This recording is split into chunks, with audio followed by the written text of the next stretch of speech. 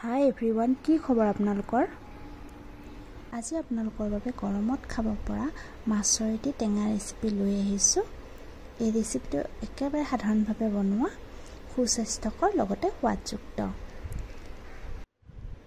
ইয়াত লৈছোঁ পলিনী টেঙা, আলু 3টা, পিঁয়াজ, জিৰা, জালুক আৰু মেথিগুটি। জিৰা জালুকখিনি গুড়ি কৰি লোৱা হ'ব।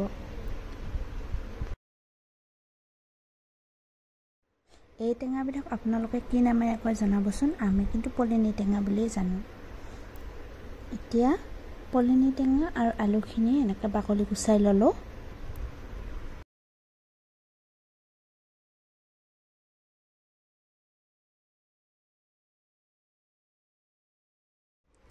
এতিয়া মাছখিনি কুটি বাছি ভালদৰে ধুই ল'লোঁ। এতিয়া ইয়াত হালধি আৰু নিমখ দি ভালদৰে ভাজি ল'ম।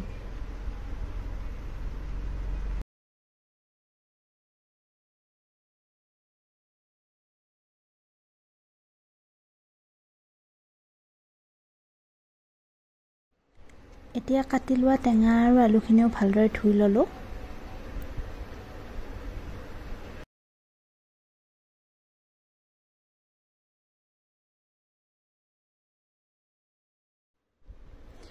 এতিয়া কাটি লোৱা টেঙা আৰু আলুখিনি প্ৰেছাৰ কুকাৰত 2টা বা 3টা হুইচেল অহালৈকে ভালদৰে সিজাই ল'ম।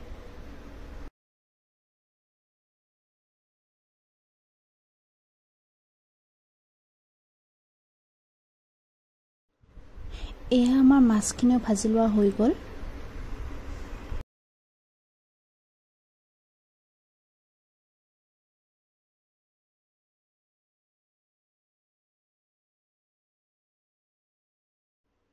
এতিয়া মাছ ভাজি লোৱা তেলখিনিতে অলপ মেথিগুটি দি ফুটাই ল'ম।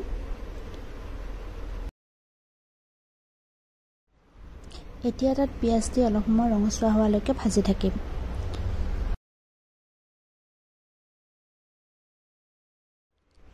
এয়া আমাৰ সিজাই লোৱা টেঙা আৰু আলুখিনিও ধুনীয়াকৈ সিজি গ'ল।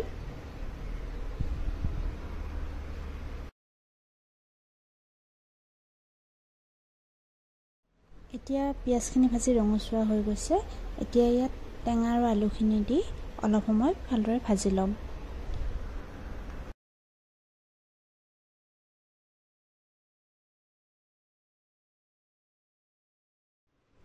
এতিয়া হালধি দিলোঁ আৰু নিমখ সোৱাদ অনুযায়ী দি দিলোঁ।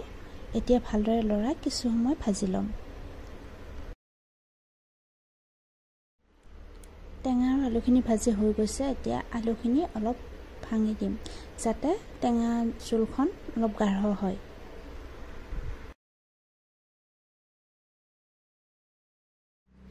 এতিয়া ভাজি হৈ গ'ল। এতিয়া টেঙা সিজোৱা পানীখিনি দি তাত মাছ দি ভালদৰে উতলিবলৈ দিম।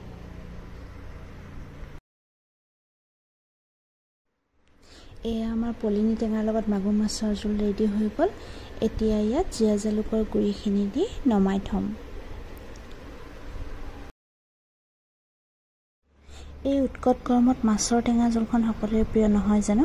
গতিকে আপোনালোকে এবাৰ ট্ৰাই কৰিব। এই টেঙাবিধৰ সোৱাদ বৰ ধুনীয়া, বেছি টেঙাও নহয় আৰু একেবাৰে সাধাৰণভাৱে বনোৱা। যদি মোৰ ভিডিঅ'টো চাই ভাল পালে প্লিজ লাইক, কমেণ্ট আৰু চেনেলটো ছাবস্ক্ৰাইব কৰি দিব। ধন্যবাদ।